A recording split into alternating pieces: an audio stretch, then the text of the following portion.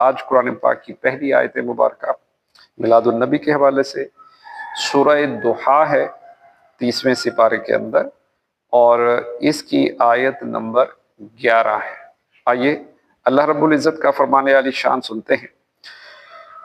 وَأَمَّا بِنِعْمَةِ رَبِّكَ فَحَدِّثْ، اللہ رب العزت کا فرمان ہے، اور اپنے رب کی نعمت کا خوب چرچا کرو۔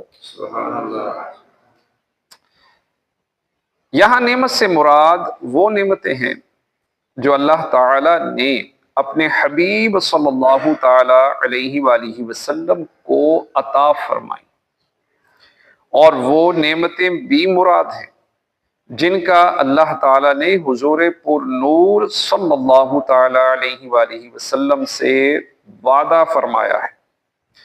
اور نعمتوں کا چرچا کرنے کا اس لیے حکم فرمایا کہ نعمت کو بیان کرنا شکر گزاری ہے۔ اس آیت سے 3 باتیں معلوم ہوئی۔ نمبر 1، مسلمانوں کو اپنی صورت و سیرت اسلامی رکھنی چاہیے کہ اس میں اللہ تعالیٰ کی عظیم نعمت یعنی اسلام کا اظہار ہے۔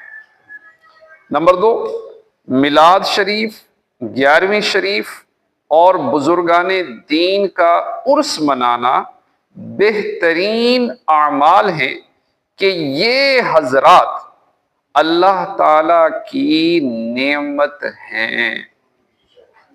اور میلاد و عرس میں حضور پر نور صلی اللہ تعالی علیہ وآلہ وسلم کی ولادت اور اللہ تعالیٰ کے اولیاء کا چرچا ہے۔